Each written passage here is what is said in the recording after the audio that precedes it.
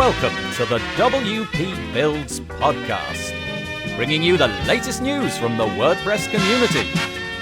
Now, welcome your hosts, David Wormsley and Nathan Wrigley. Hello there and welcome to the WP Builds podcast. Once again, you've reached episode number 320, entitled Javier Casares on WP Vulnerability, the API/project for WordPress vulnerabilities. It was published on Thursday, the 30th of March, 2023. My name's Nathan Wrigley, and just a couple of bits of housekeeping before we get stuck into the podcast. The first thing is to mention, if you're into WP Builds, please head over to our subscribe page, make use of the links over there, join our email list and so on, wpbuilds.com/subscribe. We'd very much welcome your participation. If you feel like sharing, do so over on Twitter, but also why not join our Mastodon install, wpbuilds.social.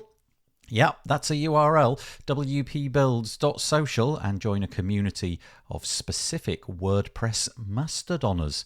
If you are in the space for some WordPress deals, we've got a page for you. It's a bit like Black Friday, but every single day of the week, wpbuilds.com/deals. Go there and search and filter all of your favorite WordPress plugins. You never know, you might find a few dollars off with a coupon code. And also, if you're feeling favorable about this podcast, why not give us a review over on your podcast player of choice? Typically, Apple Podcasts seems to have the best reach, and I'd love it if you felt like heading over there and giving us a review. That would be extremely nice. The WP Builds podcast is brought to you today by GoDaddy Pro. GoDaddy Pro, the home of managed WordPress hosting that includes free domain, SSL, and 24/7 support. Bundle that with The Hub by GoDaddy Pro to unlock more free benefits, to manage multiple sites in one place, invoice clients, and get 30% off new purchases. Find out more by going to go.me/WP Builds. Once more, that's go.me/WP Builds, and sincerest thanks for GoDaddy's continuing support of the WP Builds podcast. Okay, what have we got for you today? As I said, we've got Javier Casares. He's here today to talk about WP vulnerability. Now, Javier, I've got to say, seems to be one of the most inspiring people. He really is giving up more or less all of his life, as far as I can see, to the WordPress project. You're going to find that out in the introduction. All of the different things that he's involved in, so many. It's utterly wonderful. But then we move on to talk about the project at hand. It's a security solution, I guess, is the right way. Really, it's an open and free API with which you can poll and find out all about different vulnerabilities which may be on your WordPress website. I guess the key there is that it's open and free. It's growing. Javier seems to be giving up a great deal of time into this project, and he explains how it works, how he can make it open and free, where he's getting the database from, and really how you can access that data to secure your or your clients' WordPress websites. Fabulous episode, and I hope that you enjoy it. I am joined on the podcast today by Javier Casares. Hello, Javier. Hello. I'm sorry if I've butchered your name. I tried a couple of times before we clicked record, and that's probably as good as I'm going to get. We're on the podcast today. We're going to talk about security, which is a topic that we cover from time to time, not too often. But before we get into that, Javier, I wonder if you wouldn't mind spending a little bit of time just explaining your background, because I think security is one of those topics where you really do have to know your stuff. You know, you have to be capable, you have to be trustworthy, reliable, and probably have a little bit of history in the security space. And for that reason, if you wouldn't mind just telling us about your relationship with WordPress and all of that. Well, I started in 94 in the internet. And then in 97, I created my first website. In local, because I didn't have internet in my house. Yep.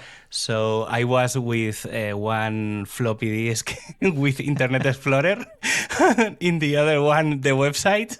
So I was showing the website to my friends in their computers, and then in '05 I created my first WordPress with I think it was WordPress 1.5. Wow. It Okay. was just released because I think I did the test with 1.4, and then just when I was preparing the production site, there was the new release. So I remember that that version because this thing, and then I started in the Spanish community in that around that time, but I wasn't very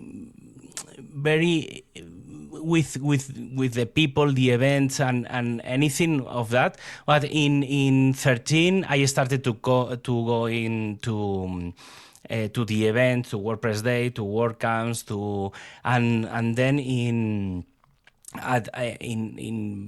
February 14, I think we started the meetup in Barcelona. Now it has like 5,000 WordPressers. Wow. So I don't know if it's the biggest in Spain, but probably with Madrid. Madrid, I think it has the more or less the same. So they are the two biggest one in Spain. And then I'm one of the team reps in the WordPress hosting team right now. Okay. Since I think 3 years ago, I don't remember because the pandemic I think resets the time You're for quite right. everybody. Yeah. But also I contribute in the community team. I'm working with some colleagues to start some maps things. I think in the next month we will see things coming out. Okay. So I think we will see in probably in the state of the world and in the WordCamp Europe next year. So I think we can see if everything goes right. And then I'm also working in the Meetup Recovery Project because the pandemic has stopped a lot of meetups, and I'm helping mainly with the Spanish community because I know everybody here, and then we started also the South America ones, and right now I'm working also in the Advanced Admin Handbook. It's a new documentation section in WordPress. It's not right now a section. It will be one the most technical one because everything a minimal technical in the user hub, in the Help hub, and also in the developer hub where the plugins and everything is documentation is there. Everything around systems, hosting, like the HT access, Nginx databases, WordPress multi-site. So the advanced things around WordPress will be in a new section. Yeah. And I'm working with the documentation team in creating the base of that. In the last some days ago there was the documentation contributor day, and I finished all my all my work. So I hope in the few next months we will see this new handbook. So yeah, it's great. And this is the community part, and also I have a lot of projects outside the community, like WP sysadmin is sysadmin documentation. It's in Spanish, but I have an English part. But usually the technical people see the code and can copy and paste because we work with that. I also have the WP Config Pro project. It's a WP Config file creator. Also, the WP Auto Translate plugin, it's a complement to Multilingual Press that translates automatically the WordPress multi-sites. And I don't know, I have a couple of podcasts. The WordPress podcast is like a 10-minute because it's only news, the community news. I have also I'm co-hosting the WordPress radio in Spanish, and the main project we are talking today is WP Vulnerability. It's a project focused on democratizing the WordPress security information. It's more or less is, yeah, so is I was the going to idea. say, you're not very busy then, are you?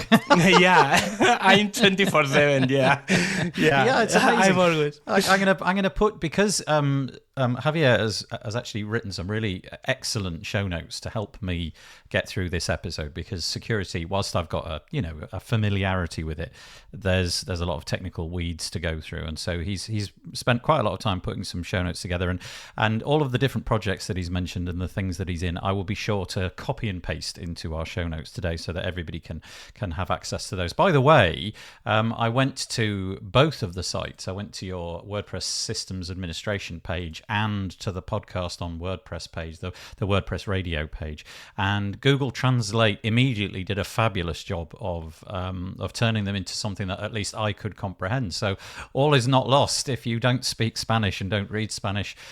Google is your best friend in this case, and you can still access all that great content. Okay, so the topic of today's podcast is all about a project, a pretty big project, I would say, actually, that Javier's involved in. It's called WP Vulnerability. They've managed to get the best domain name for that of all. It's wpvulnerability.com. As you'd imagine, the spelling is typically what you'd expect. So again, it'll be in the show notes. And you described it as a project which is focusing on democratizing WordPress security information. What does that mean? What was undemocratic about it before, I suppose? Yeah, so in the last year, the WordPress security information is dispersed in the internet. So like 10 years ago, you couldn't find easily the information about security. The core security, so the WordPress software like that, the security is always published in the WordPress.org site. So there is nothing there that we cannot expect. So in this part, everything is secure and WordPress is secure and everything is published and everything is fine, so no problem there. But there is a lack of information in the themes and the plugins part, because the people working in the WordPress project doesn't have any control of this part of the software. Mm-hmm. So WordPress has the plugin directory, the theme directory, but the responsibility in those zip files is from the developers. But not all the developers are always focus in those projects. So a lot of people started to publishing the information in some forums and everywhere in the internet, and some projects started to retrieve all the information like hashtag and WP scan. This is the new names, because they had another names before. I don't remember them. I think that used to be called WebArcs. But WP Scan, and I'm WP not sure. Scan, I think it was like WP VulDB or something like that. Yeah. It's like the WP vulnerability database. Yep. And then it was WP Scan, and they launched the software because WP Scan really is a software that you can launch in any site, external site. So, for example, if you want to see what the hackers can see in your site, you can use the WP Scan software. It's in Linux one, Python, I think it's code in Python, and you can do WP Scan the website, and you can see the versions, all the headers. It tries to check what plugins are you using, what themes are you using, the list of users, and everything. So it's a great tool to use. It's open source, so you can check the code and everything.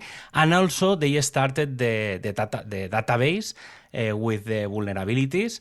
And yeah, also there are like 4 big sources right now. Patchtag, WP Scan are the biggest one, but there are like officials one, like the CVE is the Common Vulnerabilities and Exposure. It is like the biggest in the world, and not only for WordPress, but for any kind of software. And, it's everything, isn't it? Hardware, Windows, everything. Yeah.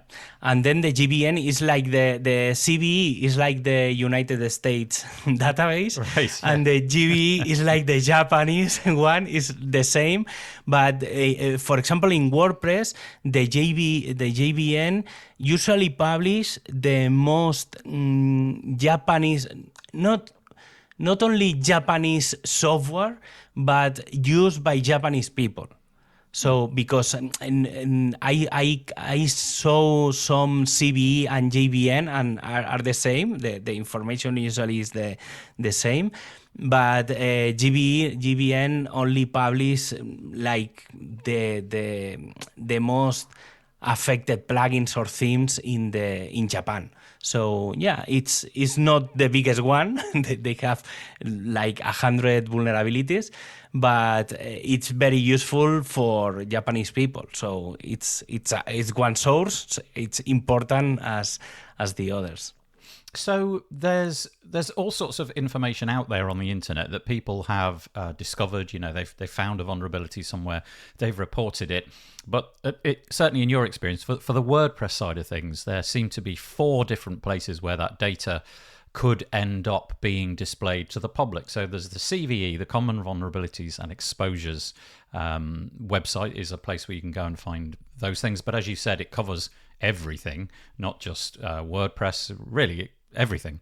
Then there's the Japanese Vulnerability Notes, the JVN as you described, which tends to focus on the software that's being utilized by people in Japan. Then WordPress specific, Patchstack, their vulnerability database, and also WP Scan's vulnerability database. So is the intention of your project, wpvulnerability.com, let's just say that, if we drill that into people's heads, they'll end up going there, which would be good, is the idea that you're sifting through those 4 different places and trying to find unique examples and put them into your database and try to get rid of things that overlap and things where there's duplicates, and essentially have one place where you can find everything just for WordPress? Mm-hmm. Yes, because usually all these databases are focused in the vulnerability.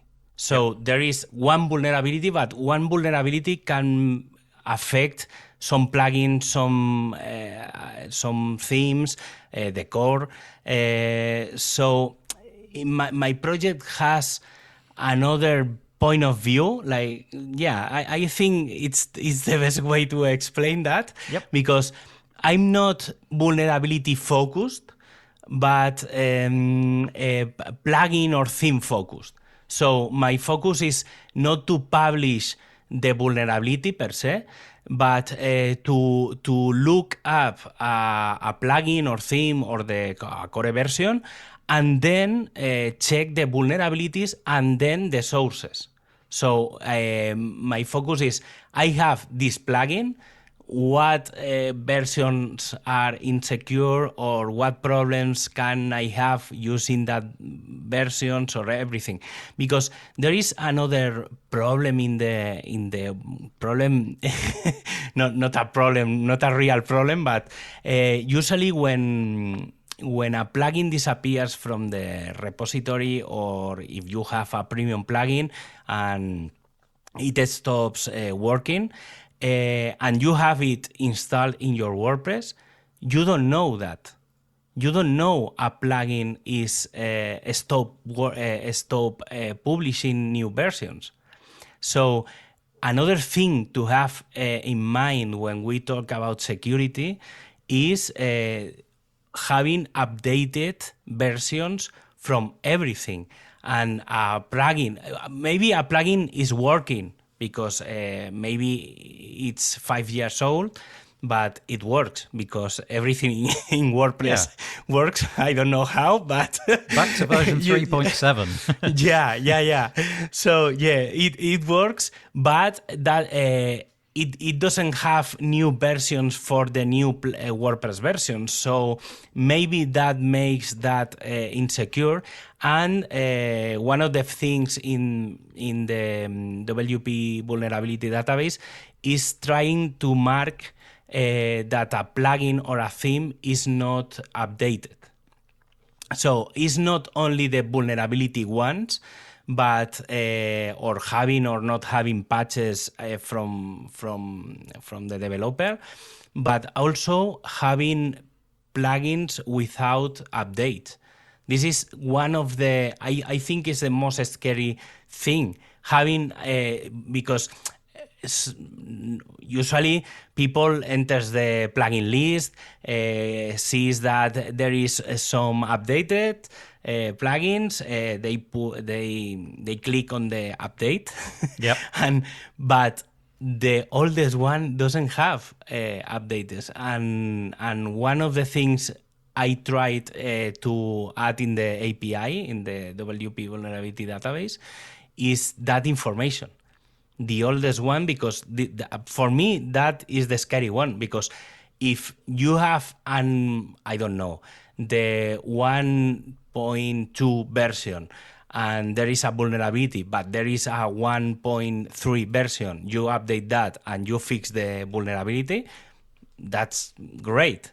But if you have a plugin with no fix installed, that's a problem. So that was one of the things I think when that was one of the reasons to add in the database, because I think that's the most scary one in the WordPress security world. Yeah.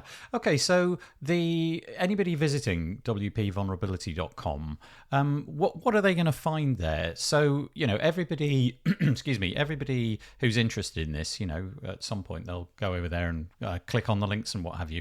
How do people interact with this? It's obviously it's a database. It's you can poll it for the data, but how would somebody like me go about interacting with that and find out whether this site that I've got over here has got some known vulnerabilities or not? How do I actually get the WP vulnerability site to give me information back?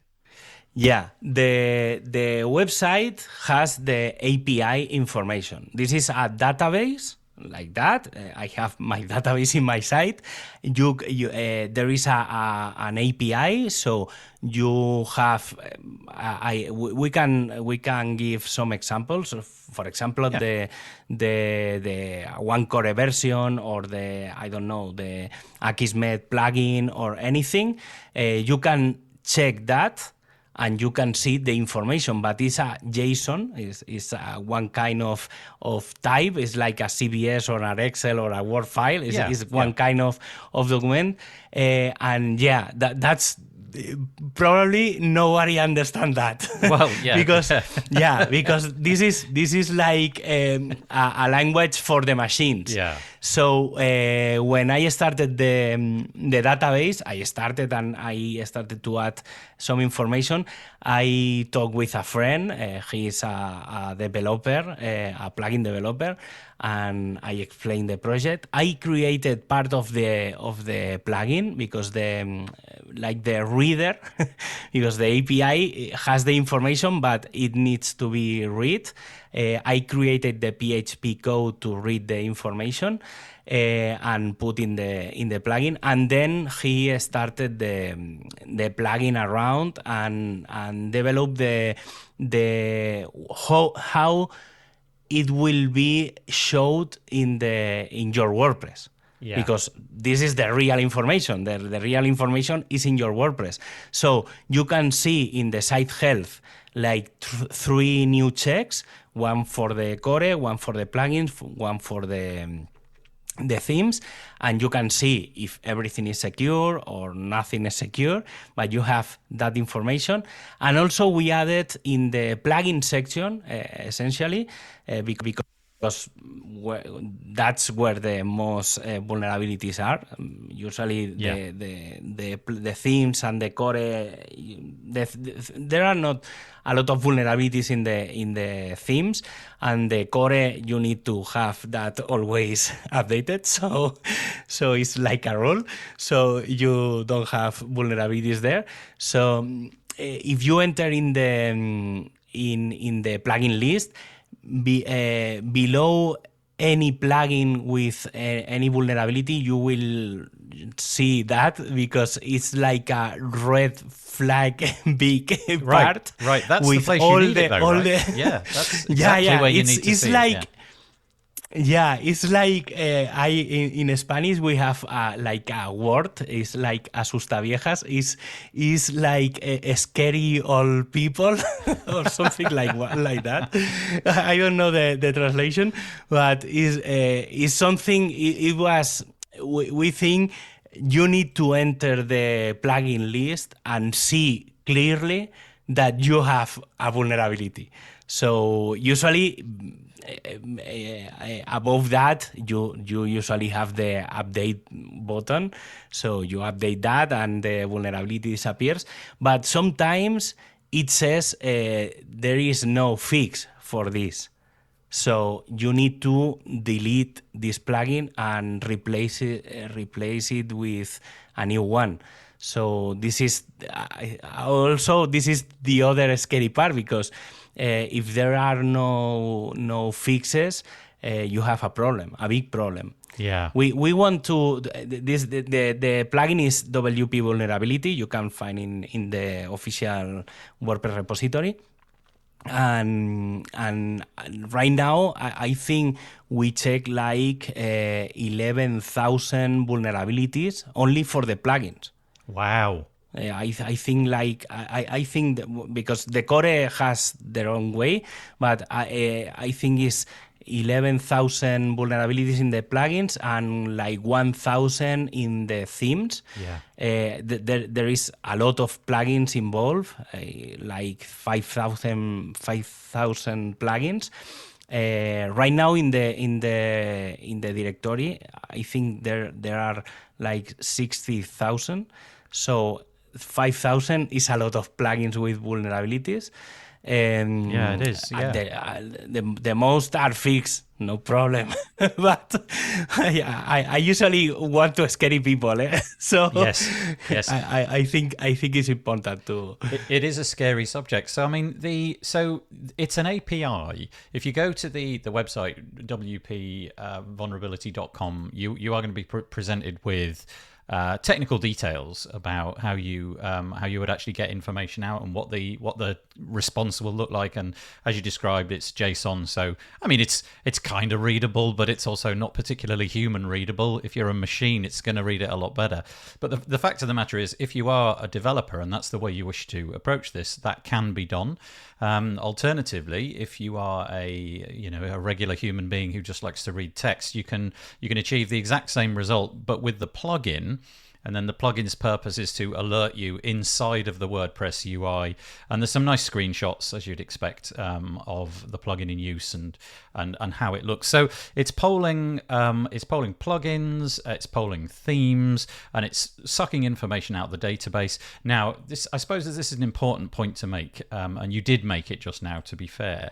We're not talking about a firewall or anything like that here. This is not going to fix your problems for you. There's no no conception of that. Simply, this is a way of alerting you to the fact that something is out there. People know about it. You may not know about it, and so it's a helpful, handy way of just alerting you. But no fixes here. And as you've said, if you find a fix, either get an update or disable it, delete it, and then maybe reinstall it once you hear about an update from the source itself. But that's right, isn't it? We're not fixing anything, triaging anything. This is simply information.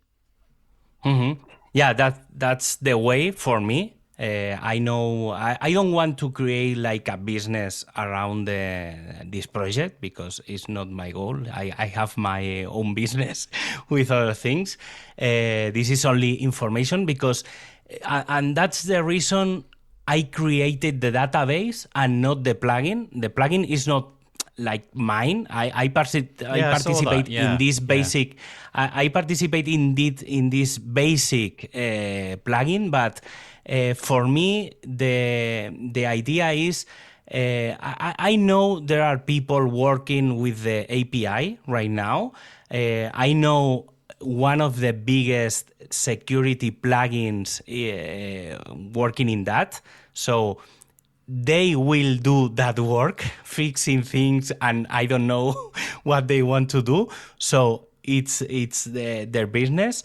And also I know there are some hosting companies that they are implementing it in their panel, not the cPanel or Plesk or anything like that, but in their hosting panel. So I think this is like, I think they are doing that. I don't know if this is very exact, but they can check all the installations in their hostings. Right. And then you can access from outside, so their panels, and I think they will send you an email or whatever. And outside your WordPress, you can see the security information. I think it's a great approach because if you have, for example, Plesk, you have this kind of information, but it's only in Plesk. If you are not using Plesk, you don't have the system. So I think there are some hosting companies that are working on that. Maybe I will do some part of the code and open source it to simplify that part. Yeah. To whoever wants to, like the reader from the API. Also, the API doesn't have any kind of user password or whatever. I don't have any kind of statistics or anything because I don't want.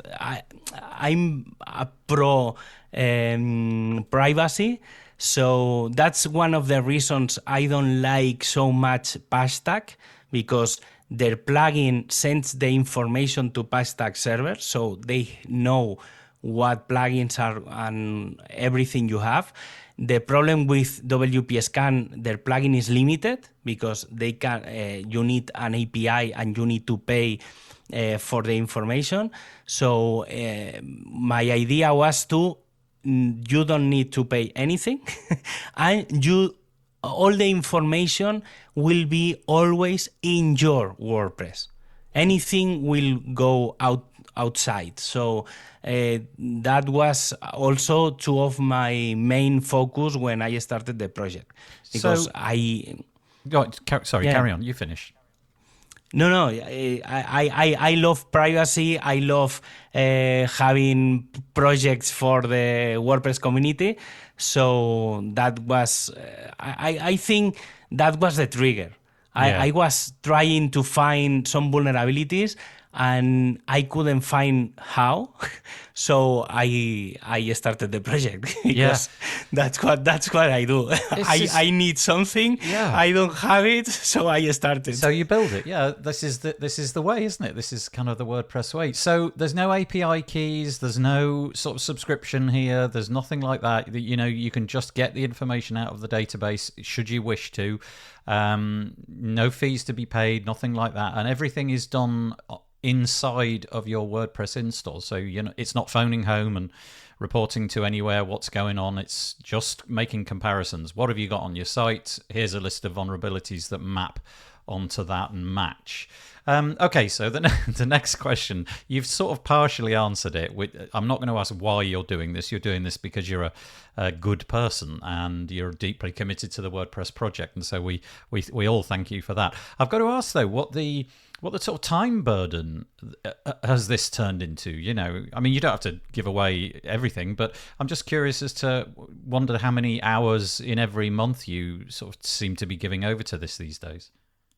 I think I started the project like in March, April 2022.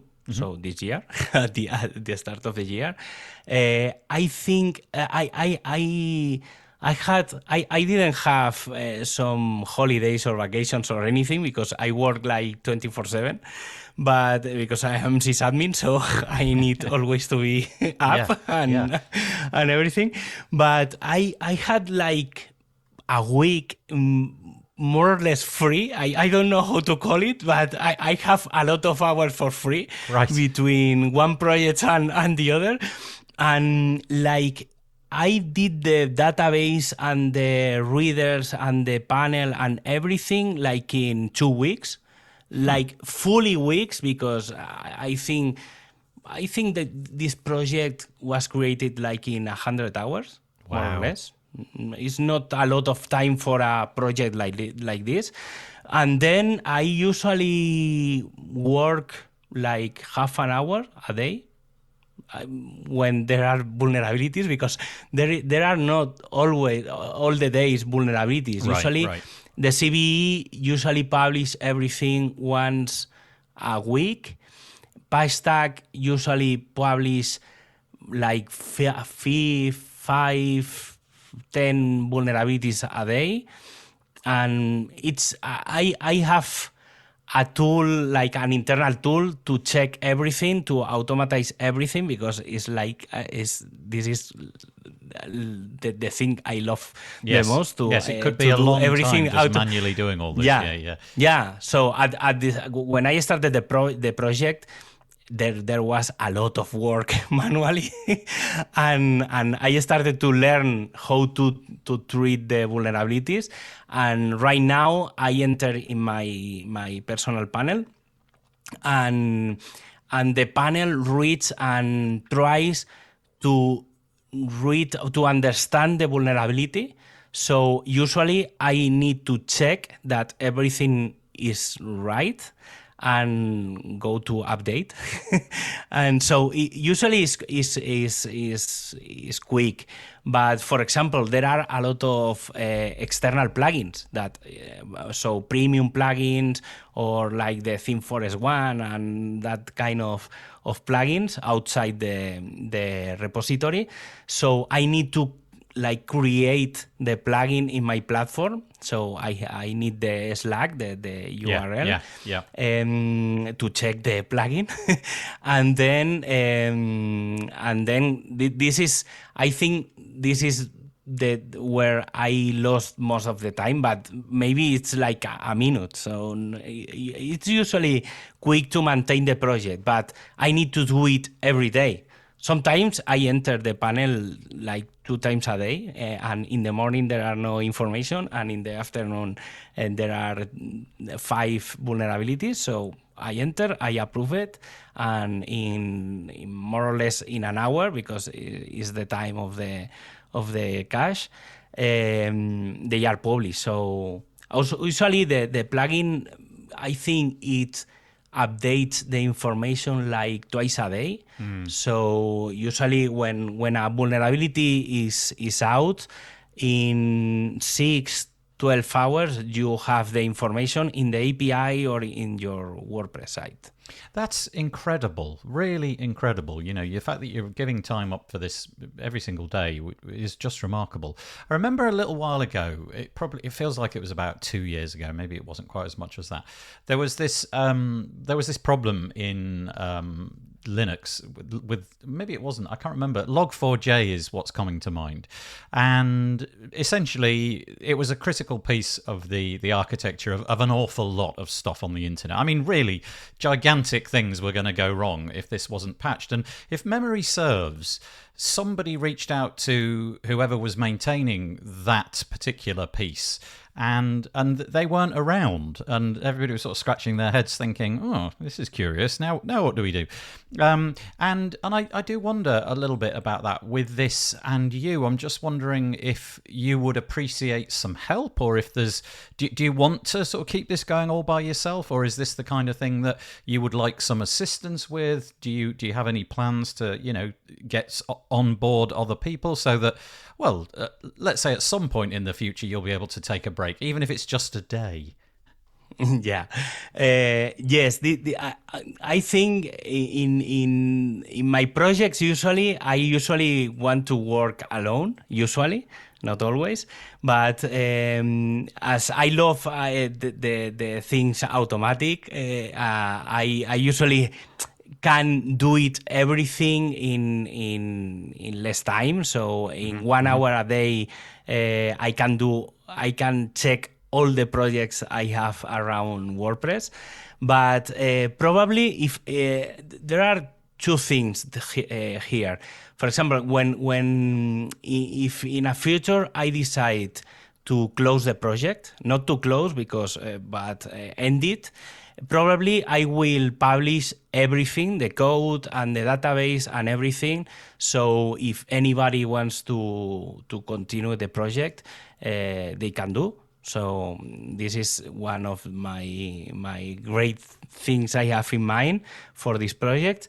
And also, I'm working with some people creating projects around this API, and they offer to send me more information. Probably I don't have from one vulnerability, because they want. I know there are projects that they want to fix the problem automatically, because usually in some cases it's simple, because maybe in the API it says there is a vulnerability in the plugin, and this vulnerability has a fix. So the new version, usually. Yeah.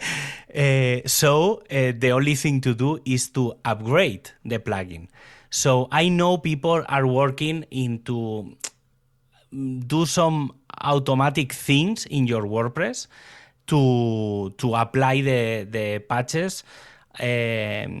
Also, you don't have the automatically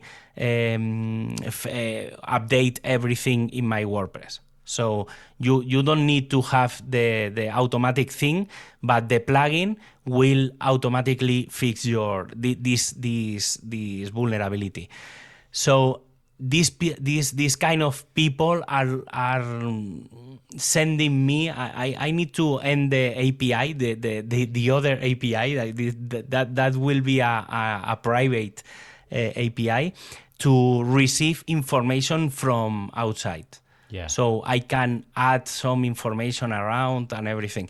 The last few things I added in the API, in the database, was the severity of the vulnerabilities, because I only had the vulnerability, but that was information, but it's not the same a simple vulnerability than a complex one. So in the API, not in all the vulnerabilities, because it's not so simple to calculate this, but there is information about the severity, like from 0 to 10.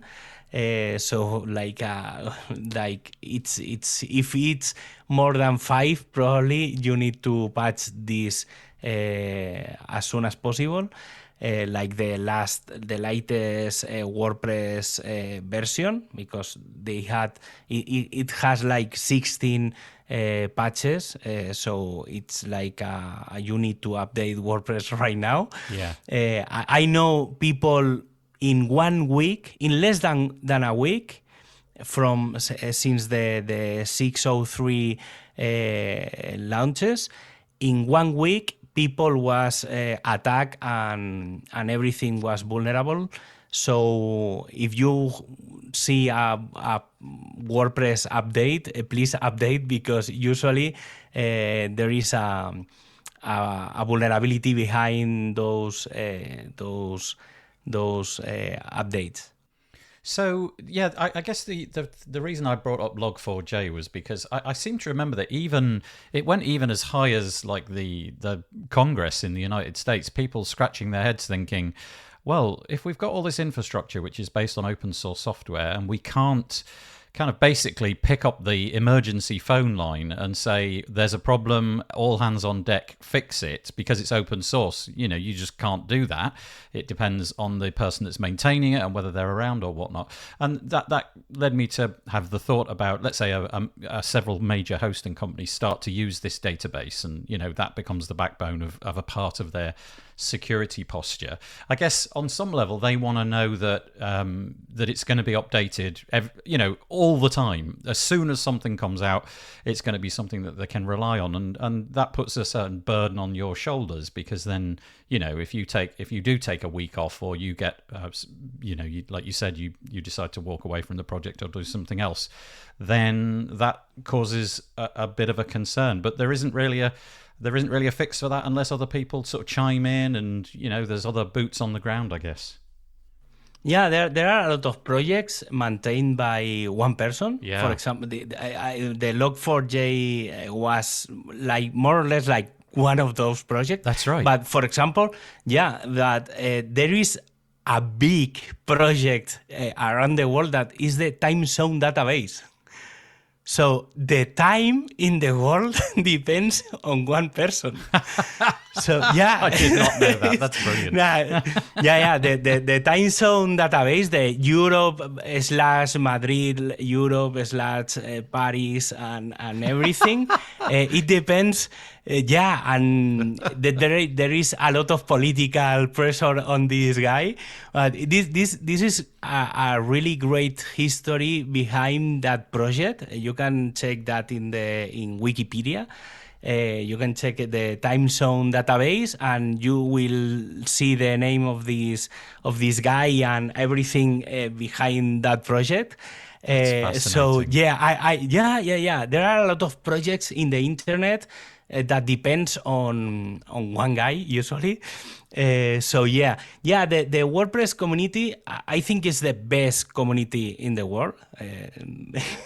I'm not biased in this. Well, I'm not gonna disagree with you either. I love the people. I was some days ago in a WordCamp. I will be in like 2 weeks, or I don't know. I usually am in all the WordCamps I can. We met in the WordCamp Europe. Yes. This year I was in the contributor day for the WordCamp US, and I lead the hosting table from my house in Spain to all the people that were in the US, in the WordCamp US. Yes. I think that's the best about this project, because anybody in their house I wanted to go to US. I'm trying to go next year because I love the people there. I don't know a lot of people there. I didn't meet them. I know a lot of people because they also go to WordCamp Europe. I recommend. I think it's the best event I've been in my life. Yeah, it was really good.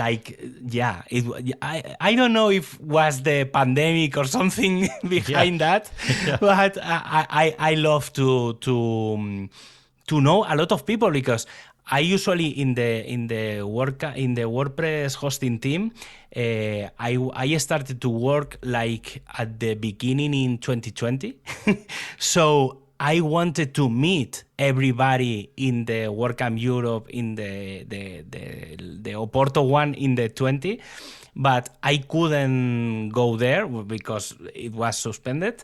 And I've been working with people 2 years and I didn't meet them. Isn't that amazing? I was working every week, a lot of people, and I think there is something behind knowing somebody in person, like for 2-3 days, talking and everything, and then when you are behind the Slack or the tool or whatever, you can see the other people in the other side. Yes. Or like listen their voice, because for me it's so simple because I have podcasts. I think it will be the same with you, but I know a lot of people that was years ago behind before I had my podcast.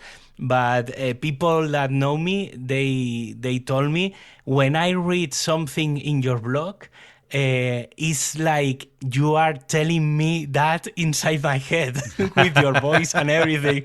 And I think there is something behind that for the community, because after you met somebody in a WordCamp or in whatever, the relation is improved exponentially, because I don't know, everything is great from that moment. Yeah, the community that we've got is a really special part of the puzzle. I mean, it really is something very, very special, and you only have to attend a few of the WordCamp events or something similar, your local meetup, to realize that. And I'm sure that the community would love to give you a great big thanks for the work that you've started. Let's hope you find the energy and the resolve to keep it going over at WP Vulnerability. Having listened to this podcast, I'm sure there'll be some people that would like to either congratulate you or just get in touch with you in some way. What is the best way for people to get in touch with you, Javier? Usually Twitter and the Slack. The WordPress Slack, I'm Javier Casares there. Usually my WordPress profile, you can see there.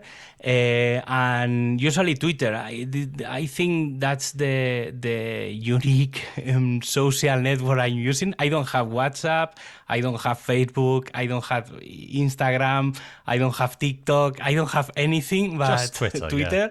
Yeah. So yeah, I'm usually also I usually talk in Twitter about WordPress, the new WordPress version that is working.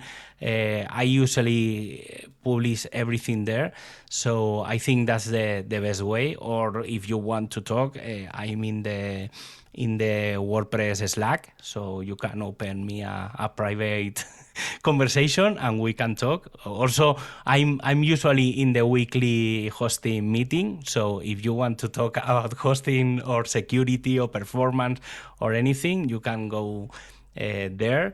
So yeah, I'm usually available for everybody. People usually when they meet me, they say I think I couldn't talk to you because you were so busy or something like that. And no, I'm here. I've been here to do a talk or whatever. So yeah, you can approach me and talk, and we can talk about anything. So yeah, it's easy. I love talk with people about WordPress or whatever. Life is there, so yeah, whatever conversation is great. That's fabulous. Well, thank you, Javier, so much for all of the work that you've been doing. I really appreciate it. And yeah, everybody go and check out wpvulnerability.com. Thanks so much. You're welcome. Well, I hope that you enjoyed that. What a fabulous episode. Really fun speaking to Javier. I'm sure that you got an impression of just how effervescent and committed he is to the WordPress project. It's utterly remarkable. If you've got any comments, please go to wpbuilds.com, search for episode number 320, and leave us something there. Whilst you're there, why not subscribe? You can do that on the homepage. There's a little form right at the top, or wpbuilds.com/subscribe as well. The WP Builds podcast is brought to you today by GoDaddy Pro. GoDaddy Pro, the home of managed WordPress hosting that includes free domain, SSL, and 24/7 support. Bundle that with The Hub by GoDaddy Pro to unlock more free benefits to manage multiple sites in one place, invoice clients, and get 30% off new purchases. Find out more. Go to go.me/WP Builds. And we thank GoDaddy Pro for their ongoing support of this, the WP Builds podcast. We will be back on Monday. We've got our live show this week in WordPress. Please join us, wpbuilds.com/live. That's 2 p.m. UK time. Go there and leave us a comment. It's been hotting up in the comments. We're obviously getting a little bit of a growing audience, and it's really fun. We often get weather reports. Don't ask. Just come and join and you'll find out all about that. But that's at Monday at 2 p.m. and then we'll release that as an episode the following day. But we'll also be back next week for a chat with David Wormsley and I.